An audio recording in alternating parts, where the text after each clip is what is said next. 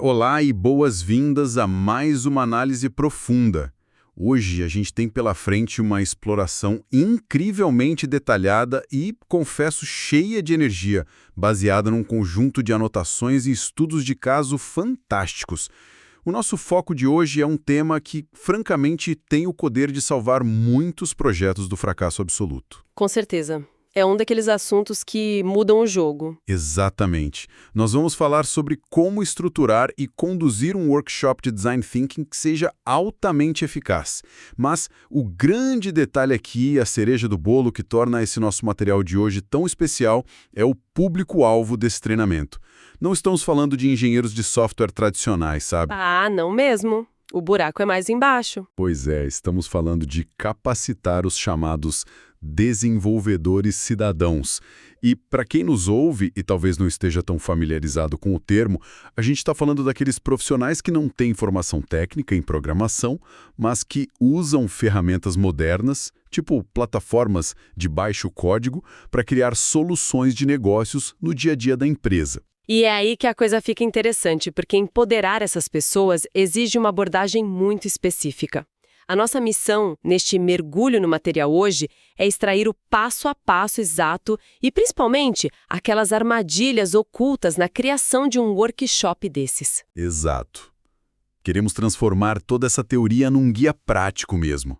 Assim, qualquer pessoa que está nos acompanhando pode aplicar essas técnicas e parar de perder semanas naquelas reuniões improdutivas que simplesmente não levam a lugar nenhum. Ok, vamos desvendar isso. Como a gente transforma um conceito que muitas vezes parece super abstrato, cheio de post-its coloridos, em algo que realmente gera resultados e evita o colapso de projetos logo na linha de largada? Essa é a abordagem perfeita para começarmos a nossa conversa. O objetivo principal da nossa exploração hoje não é simplesmente listar uma receitinha de bolo sobre o que fazer. A ideia é entender profundamente a engrenagem, o porquê de cada uma dessas etapas ser absolutamente crucial. O famoso entender o porquê antes do como, né? Perfeito. O material-fonte que estamos analisando deixa uma coisa muito clara.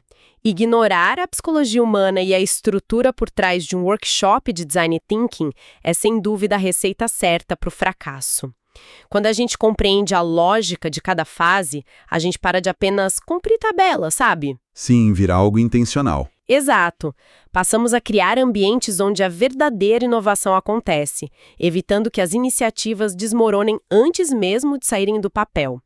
É muito sobre entender o comportamento de quem está ali, trancado naquela sala. E falando em comportamento, a primeira grande regra que salta aos olhos nas anotações aborda justamente a fase de preparação do workshop. O autor chama isso de a armadilha da solução prematura. O texto bate muito na tecla de que o primeiro passo é definir o problema de pesquisa com o máximo de detalhes possível. Quanto mais granulado, melhor. O que faz todo sentido quando pensamos em pesquisa. Faz. Mas aí tem um alerta gigante piscando em vermelho no texto. Os facilitadores devem evitar a todo custo a tentação de tentar resolver esse problema cedo demais no processo. Mas, espera um pouco, isso não soa meio contraintuitivo? Quero dizer, no mundo corporativo de hoje, as pessoas não são pagas justamente para resolver problemas o mais rápido possível? Isso levanta uma questão importante. Por que existe essa pressa toda e por que ela é tão destrutiva nesse contexto específico? A psicologia por trás disso é fascinante. Nós temos uma tendência natural humana de querer eliminar o desconforto de um problema não resolvido. É a ansiedade de dar o cheque na tarefa. Justamente. E, frequentemente, os próprios facilitadores do Design Thinking ou até os líderes do projeto entram na sala já com uma solução pré-concebida na cabeça. Eles acham que já sabem a resposta e querem, empurrar isso prematuramente para a equipe. Mas o material nos avisa que esse momento inicial de definição não serve para isso, né? Serve para quê, então? O foco ali deve ser puramente em absorver perspectivas diferentes. Se a equipe pula direto para a solução, acaba construindo a coisa certa para o problema errado. É hora de sentar e ouvir os stakeholders, os clientes, os usuários finais. É esse conjunto diversificado de dores reais que ajuda a refinar o problema sem aquele viés de uma solução precipitada que alguém tirou da cartola no banho. Nossa, e para ilustrar perfeitamente o que acontece quando a gente ignora isso, as anotações trazem uma história que é de rir para não chorar. Imagina organizar um puta workshop de inovação, fechar uma sala inteira com executivos de alto escalão de uma empresa, e a grande ideia revolucionária que sai de lá é Um wiki de formulários. um wiki de formulários. Foi exatamente isso que o autor presenciou. Já começa aparecendo aquele tipo de sistema burocrático engessado que ninguém em sã consciência quer usar. E o pior de tudo foi a postura do grupo durante a sessão.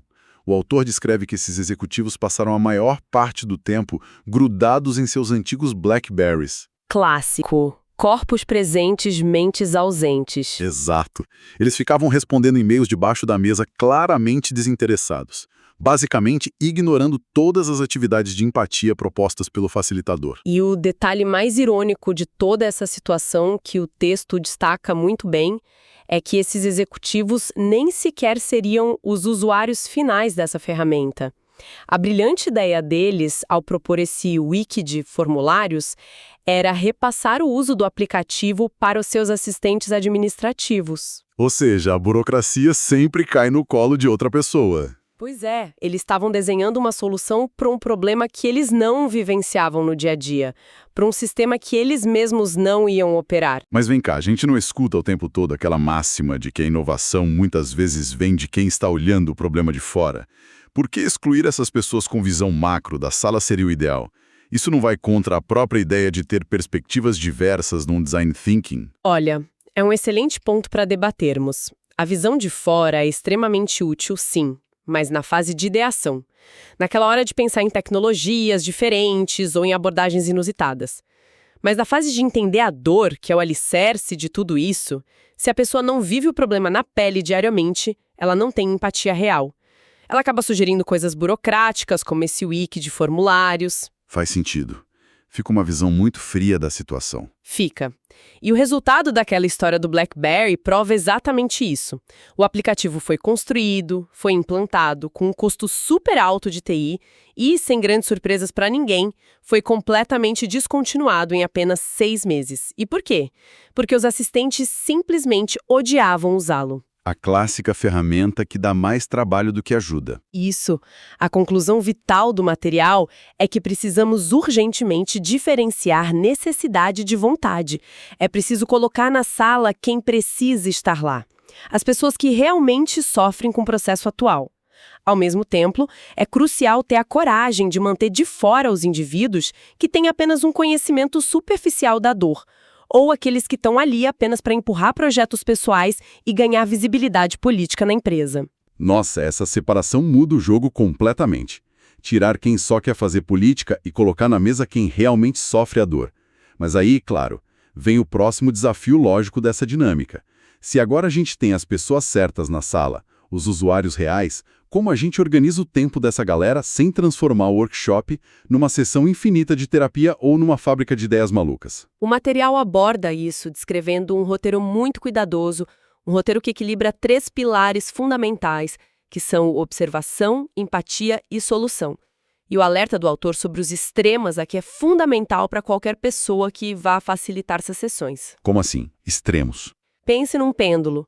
Se o workshop for desenhado com um peso enorme apenas em atividades de empatia, o grupo vai passar dias lá conversando, chorando as pitangas e entendendo profundamente os desafios do usuário. O que é bom, num primeiro momento. Sim, gera uma conexão humana ótima.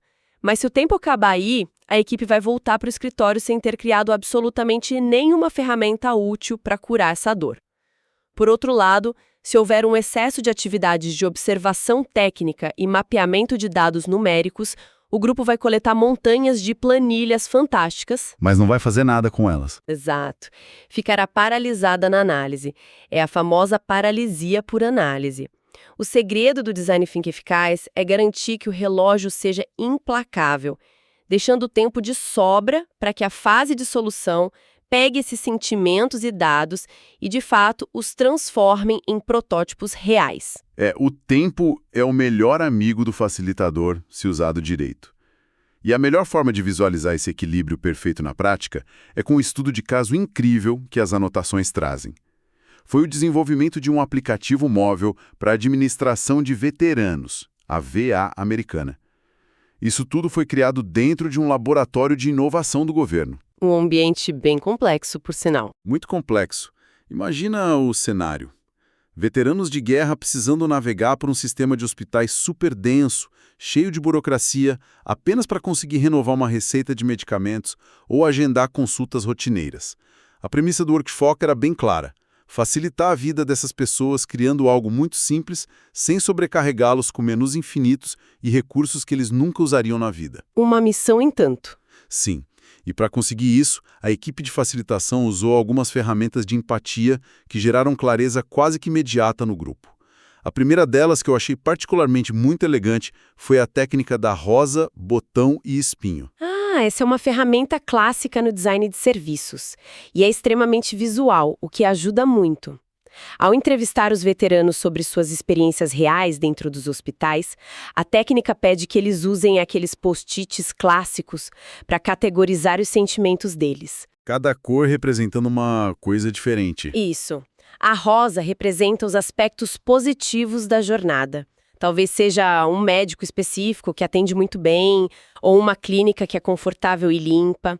O espinho captura as dores intensas. Coisas como passar 3 horas em pé na fila da farmácia do hospital ou a simples dificuldade de achar uma vaga de estacionamento. E o botão? O botão da rosa, no caso. O botão, que para mim é a parte mais interessante, é o potencial. É aquilo que o veterano enxerga que poderia florescer ali, o que ele gostaria de ver o sistema fazer por ele no futuro de forma proativa. O legal dessa técnica é que ela tira aquela pressão do participante de ter que dar uma resposta corporativa ou técnica, sabe? O veterano simplesmente diz o que dói e o que agrada, de um jeito humano. Mas depois de encher as paredes da sala com centenas desses post-its, a equipe de facilitação não cometeu o erro amador de tentar construir um aplicativo que resolvesse todos os espinhos e implementasse todos os botões. O que seria um desastre. Total. Eles usaram um gráfico de radar. Eles filtraram toda aquela massa de dados e perguntaram diretamente aos veteranos: de tudo isso aqui na parede, qual é a sua necessidade número 1, a mais crítica no cuidado hospitalar? E qual é a segunda necessidade mais importante? E, crucialmente, eles pararam por aí. O uso desse gráfico de radar é uma verdadeira aula de foco. Ao forçar essa priorização extrema de apenas necessidades primárias e secundárias, a equipe evitou a terrível armadilha de criar um aplicativo do tipo canivete suíço. Sabe aquele aplicativo faz tudo? Sei bem.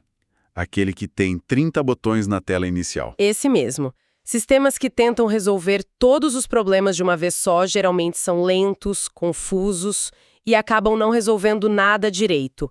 A VA queria uma ferramenta rápida, uma que o veterano abrisse e em 2 cliques renovasse a receita médica. Simplicidade acima de tudo. Exato. Além disso, as anotações destacam um mapeamento de experiência e de stakeholders que ocorreu logo em seguida. Eles fizeram questão de colocar os veteranos e os administradores do hospital, os especialistas que lidam com a papelada e a burocracia, fisicamente na mesma sala. Eles desenharam juntos toda a jornada do paciente, desde o momento de sair de casa até pegar o remédio no balcão. Juntar quem sofre com o problema na fila com quem administra o problema nos bastidores. Exatamente. Isso revelou não só as frustrações claras, mas também onde cada administrador se encaixaria nos bastidores do sistema para dar suporte real a esse novo aplicativo. Colaborando no mesmo mapa visual. É um conceito tão simples na teoria, mas o nível de empatia cruzada que isso gera na prática é imenso.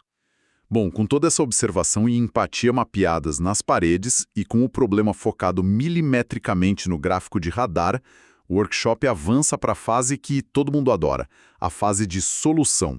E aqui o material enfatiza muito a necessidade de manter um ritmo quase frenético, muito ativo e contínuo. O ritmo ativo é absolutamente inegociável nessa etapa. O objetivo primordial na fase de solução é gerar o maior volume possível de ideias dentro de um limite de tempo muito restrito. E por que o cronômetro é tão importante, né?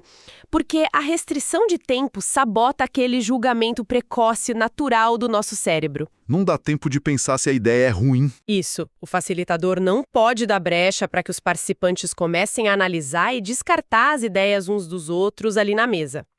Se você dá 20 minutos longos para pensar em uma ideia, alguém inevitavelmente vai olhar para a sugestão do colega e dizer, sei lá, o departamento financeiro nunca vai aprovar um orçamento para isso, ou o pessoal da TI bloqueia o uso dessa ferramenta. O famoso banho de água fria. Pois é. E o momento de ser realista, de avaliar custos e refinar, vem depois. Na geração de ideias, quantidade importa muito mais que qualidade inicial. Porque até mesmo uma sugestão que parece bizarra no primeiro momento pode conter ali a faísca de uma inovação viável. E falando em ideias bizarras, aqui é que a coisa fica realmente interessante nas anotações do autor. Ele compartilha um exercício de prototipagem e resolução de problemas que vira tudo de cabeça para baixo. É totalmente focado no pior cenário possível. Eu adoro essa técnica. É genial! Imagina a cena. Tá todo mundo no workshop focado, com a melhor das intenções em melhorar a vida do veterano. E, de repente, a pergunta central que o facilitador escreve no quadro branco é: como posso piorar a experiência no hospital para você? Ele literalmente pede para a equipe pensar em como transformar a simples ida ao médico num pesadelo absoluto para aquele paciente. O que é fascinante aqui é o uso da psicologia reversa aplicada diretamente ao design de serviços. É muito difícil para as pessoas, do nada, com uma folha em branco, terem ideias brilhantes de melhoria e inovação. Mas, por outro lado, nós humanos somos ótimos em reclamar e enxergar defeitos nas coisas. Nisso a gente é especialista. Com certeza. Então, quando o grupo é forçado a pensar no que tornaria a experiência terrível, como, por exemplo, vamos esconder a farmácia no quarto subsolo do hospital sem nenhuma placa de aviso, ou vamos fazer o paciente doente preencher o mesmo formulário gigante de papel umas 5 vezes seguidas, eles acabam externalizando as dores e os absurdos reais que já existem hoje, ou os medos ocultos dos usuários. Eles acabam, sem querer, listando os problemas atuais, só que exagerados. Exato. Eles criam um mapa exato e mapeado de tudo que o aplicativo precisa combater. E a mágica de verdade acontece em seguida.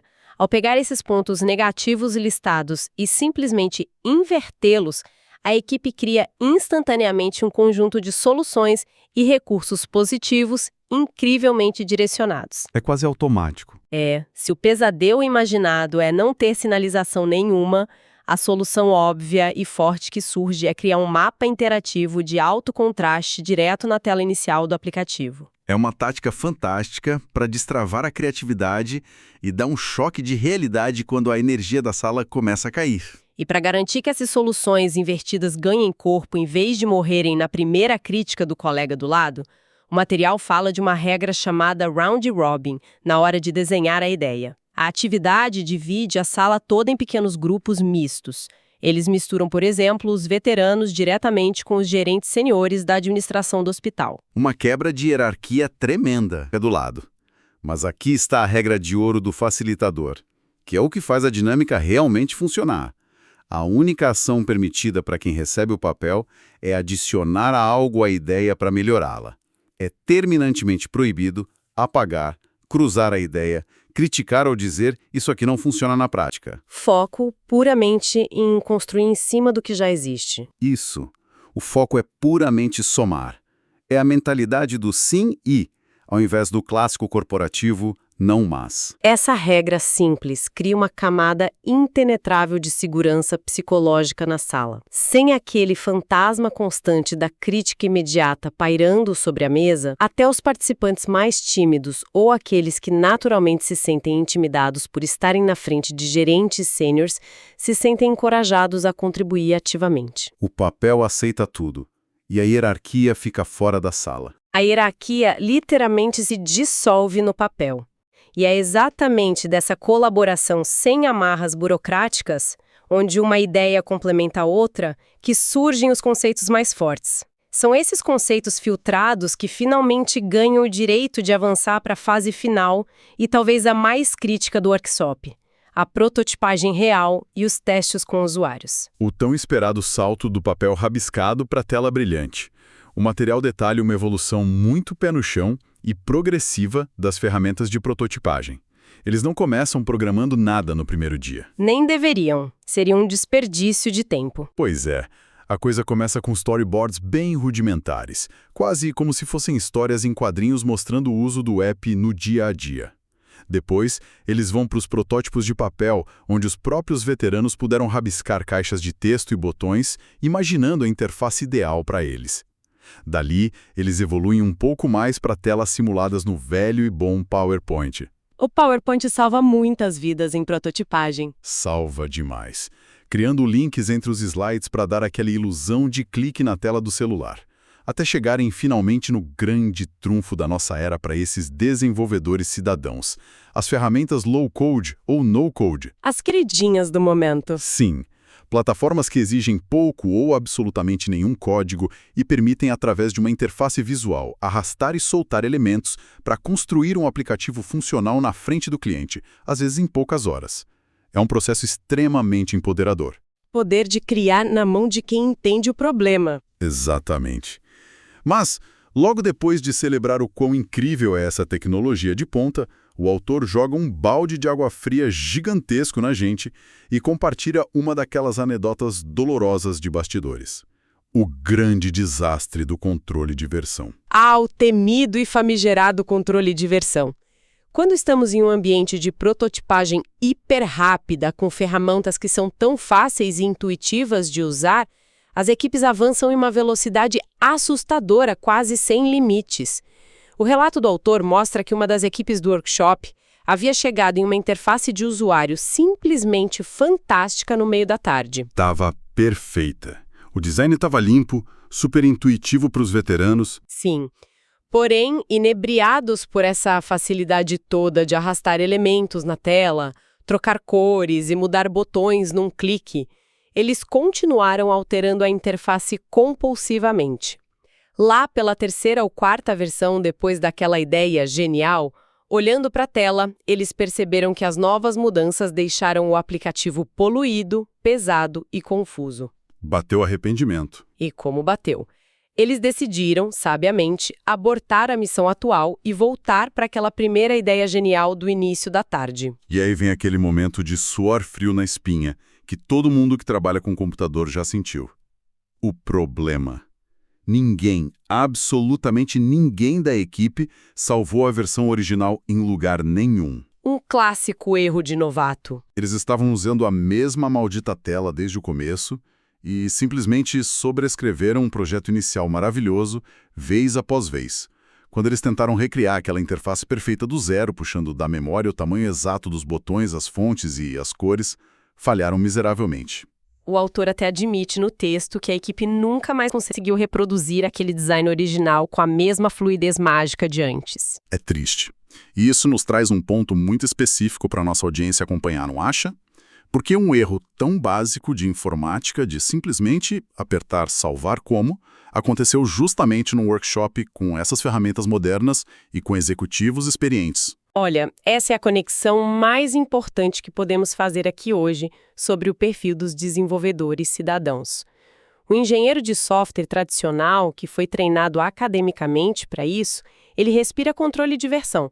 Ele usa sistemas complexos como o Git, cria ramificações no código, salva o histórico a cada vírgula que altera. Já é natural para ele. É o padrão da indústria técnica. Mas o desenvolvedor cidadão, que pode ser um analista de marketing, um enfermeiro-chefe no hospital ou uma gerente de RH brilhante, não tem esse treinamento formal chato em governança de TI e metodologias de versionamento.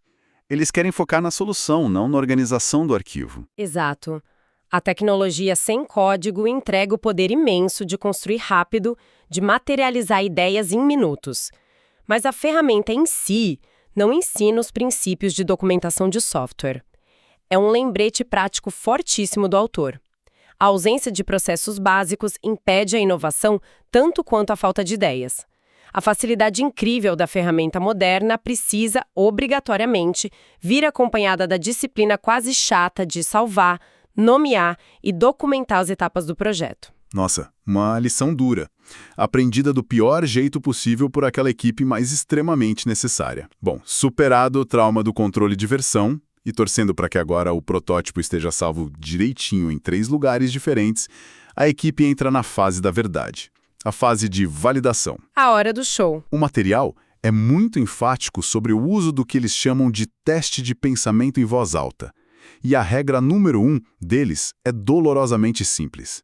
Não teste o seu aplicativo com quem ajudou a criá-lo na sala. Porque eles já estão viciados na interface, eles sabem onde clicar. Exatamente. O texto recomenda trazer pessoas totalmente neutras, que ele chama metaforicamente de pessoas da rua. Você coloca o celular com o protótipo na mão dessas pessoas e pede para elas realizarem uma tarefa específica. Tipo, tente renovar uma receita. Mas, enquanto tentam navegar pelo app pela primeira vez, a regra de ouro é que elas devem narrar em voz alta cada um de seus processos mentais. Narrar tudo, literalmente. Tudo. Algo como, eu estou clicando aqui nesse botão azul porque eu acho que ele vai me levar para a área de receitas. Ué, por que abriu essa tela vermelha de faturamento? Não entendi nada desse ícone de engrenagem aqui em cima. Ter alguém de fora do projeto esbarrando e se frustrando nas telas que a sua equipe considerava óbvias e perfeitas um banho de água fria. É um banho de humildade, né? Total. É o teste de realidade definitivo. Elimina todo aquele ego de desenvolvimento que se acumula num workshop. E depois de rodar esse ciclo exaustivo todo de observação lá no início, ideação livre, prototipagem e esses testes de usabilidade implacáveis, a equipe finalmente chega ao gargalo final do Design Thinking. Que é a hora de cortar a gordura. A hora de decidir com firmeza o que de fato vai entrar na versão 1 de lançamento do aplicativo e o que vai ter que ficar de fora. E como, na prática, eles não caem naquela tentação gigante de colocar aquele recurso brilhante, super tecnológico que alguém criou à tarde, mas que no fundo não serve para muita coisa na vida do paciente. Se conectarmos isso ao cenário geral da nossa exploração de hoje, é neste exato momento de decisão que o processo inteiro prova o seu verdadeiro valor. E o ciclo do workshop se fecha de uma forma magistral. Como uma âncora. Isso. Para priorizar de verdade essas funcionalidades finais, a equipe de desenvolvimento é obrigada pelo facilitador a ignorar o que acha esteticamente mais bonito ou a função mais legal e moderna de se usar no celular. Eles pegam as anotações do dia 1 do workshop e voltam ao primeiríssimo passo da jornada. Voltamos para o começo. Lembra daquela definição minuciosa do problema de pesquisa lá atrás? E daquelas dores reais mapeadas no gráfico de radar pelos veteranos. Claro. O foco nas prioridades 1 e 2. O facilitador faz então a pergunta definitiva para o grupo. Pessoal, os nossos objetivos originais de negócio eram resolver o problema X e o problema Y. Esse botão incrível e animado aqui ajuda de forma direta a resolver aquele problema que nos propusemos a resolver no início da semana? E se a resposta for não? Se a resposta for não, não importa o quão legal seja a tecnologia, a funcionalidade é descartada imediatamente ou guardada para um backlog num futuro distante.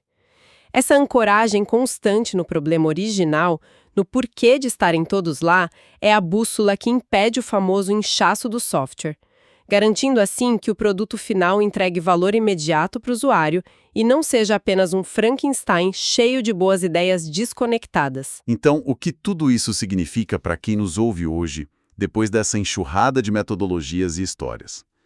Independentemente do nível de proximidade técnica que a nossa audiência tem com a criação de softwares no dia a dia, a mensagem prática aqui é muito poderosa e aplicável. É uma estrutura universal. Se quem nos escuta está se preparando para liderar um novo projeto corporativo importante, ou apenas facilitar uma reunião tensa para resolver um gargalo logístico, ou até mesmo tentando implementar melhorias nos processos básicos da própria equipe, a estrutura mental é exatamente a mesma. Sem dúvida. Criar um ambiente seguro onde ideias ruins não são punidas para que as boas possam finalmente nascer. E, acima de tudo, entender que a velocidade deslumbrante da prototipagem moderna não anula de jeito nenhum a necessidade de organização básica e testes sinceros. Esse é o atalho definitivo. É a fronteira muito clara entre passar meses discursando sobre problemas em reuniões maçantes e começar a construir soluções que as pessoas não só precisam usar, como de fato vão querer usar na prática. Um belo resumo prático. E para coroar essa nossa exploração extensa e análise profunda de hoje, quero deixar um pensamento provocador final. Uma ideia que expande o que vimos nas anotações do autor e convida quem está nos ouvindo a olhar para o horizonte, para o futuro do mercado de trabalho. Manda ver, o palco é seu. Nós exploramos como o empoderamento dos desenvolvedores cidadãos, essas pessoas não técnicas armadas com ferramentas visuais, está redesenhando completamente a forma como os problemas de negócio são resolvidos hoje. Pense bem, se a adoção em massa de plataformas de baixo código permite que uma analista financeira identifique uma dor na segunda-feira de manhã, estruture um mini workshop com a equipe na terça e já teste um protótipo visual funcional direto com os usuários na sexta-feira, O que antes levava meses. pois é, será que aquelas tradicionais e exaustivas fases de planejamento estratégico de software que costumavam levar semestres inteiros apenas para aprovar um maldito documento de requisitos em PDF, estão com os dias contados? É uma mudança de poder. Exato, estaríamos nós testemunhando o fim da dependência exclusiva e lenta dos grandes departamentos de TI para aquelas inovações rápidas do dia a dia, transferindo todo o verdadeiro poder de criar ferramentas diretamente para as mãos calejadas de quem vivencia a dor na linha de frente do negócio. Nossa. É uma mudança de paradigma estrutural nas organizações. Uma revolução silenciosa que vale a pena a gente acompanhar muito, mas muito de perto. Olha, essa é uma reflexão espetacular para continuarmos maturando na cabeça muito depois de desligarmos os microfones por hoje. A revolução de quem constrói o futuro já está acontecendo nas mesas de escritório convencionais, nos hospitais e nas fábricas, não apenas naquelas grandes empresas de tecnologia do Vale do Silício intocáveis. É o poder voltando para o usuário. Foi incrível analisar tudo isso. Foi fantástico. Agradecemos imensamente a companhia atenta e a curiosidade de toda a nossa audiência durante essa intensa exploração pelas estratégias e, claro, pelos tropeços do design thinking na vida real. Esperamos que as táticas que desvendamos hoje, o poderoso estudo de caso dos veteranos e até mesmo o cômico desastre do controle de versão sirvam como escudos valiosos e ferramentas práticas nos seus próximos grandes desafios. Continuem questionando o óbvio, continuem buscando a verdadeira inovação em seus processos e até o nosso próximo mergulho.